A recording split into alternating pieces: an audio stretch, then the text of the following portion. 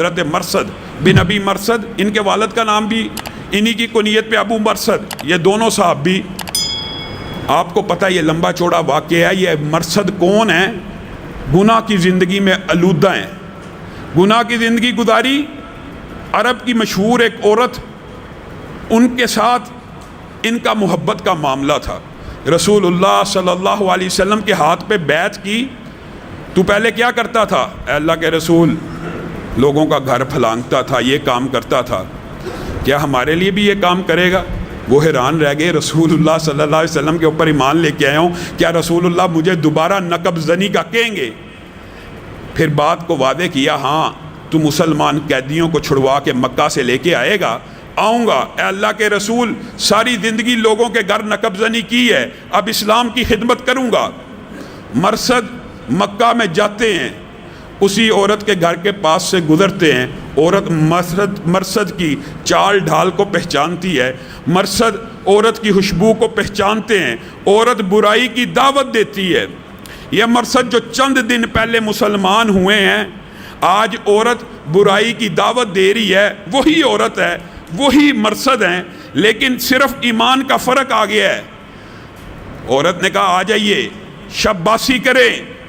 مرثد نے کہا یہ ہاتھ رسول اللہ کے ہاتھ میں دے آیا ہوں، اب کسی غیر محرم کو چھو نہیں سکتا۔ عورت نے آواز لگائی یہی وہ بندہ ہے جو تمہارے قیدی چھڑا کے لے کے جاتا ہے۔ 8 بندے ان کے پیچھے پڑے، بڑی مشکل سے جان بچا کے بھاگ کے نکلے، رسول اللہ صلی اللہ علیہ وسلم کی بارگاہ میں پیش ہو گئے اور کیا کہا اللہ کے رسول، میں ایمان لے کے آیا، میں نے توبہ کی، میں نے گناہوں کو چھوڑا، لیکن آج شیطان نے حملہ بہت برا کیا، میں نے آپ کے ہاتھ پہ بیعت کی بھی تھی، اس لیے گناہ کے اندر تو نہیں مبتلا ہوا، لیکن اللہ کے رسول سچی بات یہ ہے مجھے اس عورت سے شدید محبت ہے، میری اس سے شادی کر دیجیے۔ رسول اللہ صلی اللہ علیہ وسلم تو خاموش رہے، آسمان سے وحی آنا شروع ہو گئی۔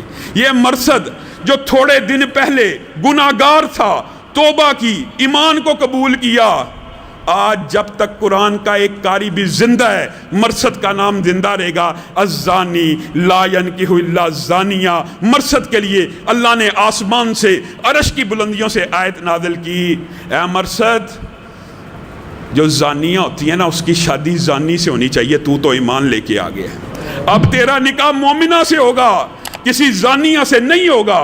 یہ ایک لمحہ انسان کو ولایت کی کیسی سیڑھیاں طے کرواتا ہے۔ ایک کچھ دن پہلے ہی کیا عالم ہے، گناہگار ہیں، گناہوں میں لتھڑے ہوئے ہیں، اور کچھ دن کے بعد اللہ کی بارگاہ میں آ کے توبہ کر لی ہے، اللہ نے قرآن میں آیتیں بھی نازل کر دی ہیں، ایک دم ولی اللہ کے صحابیت کے بھی اعلیٰ درجے کے اوپر فائز ہو گئے ہیں۔ تو یہ میں نے اور آپ نے اس بات کو اس طرح سمجھنا ہے کہ ہم نے توبہ کر کے دوبارہ گناہ نہیں کرنا، اللہ کی بارگاہ میں آنا ہے۔ التائب من الذنب کمن لا ذنب لہ، یہ حقیقت ہے، یہ رحمتیں ہیں، لیکن اس رحمت کی امید کے اوپر بار بار گناہ نہیں کر لینا کہ اللہ نے گناہ معاف کر دینا تو گناہ کرتے جاؤ۔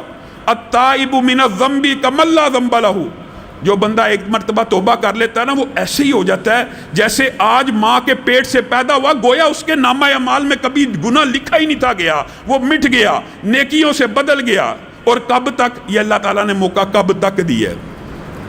ان اللہ لا یقبل توبۃ العبد ما لم یغرغر، اللہ تعالیٰ بندہ مومن کی توبہ اس وقت تک قبول کرتا ہے ما لم یغرغر، جب تک روح اپنی ایڑی کو حلق کے اس حصے پہ نہیں مارتی۔ جب وہ روح نکلنے لگتی ہے نا، کبھی پسری کا ذکر بھی ہے قرآن پاک میں، کبھی حلق کا ذکر بھی ہے، فلولا اذا بلغت الحلقوم کا ذکر بھی ہے، کلا اذا بلغت التراقی وقیل من راق کا ذکر بھی ہے۔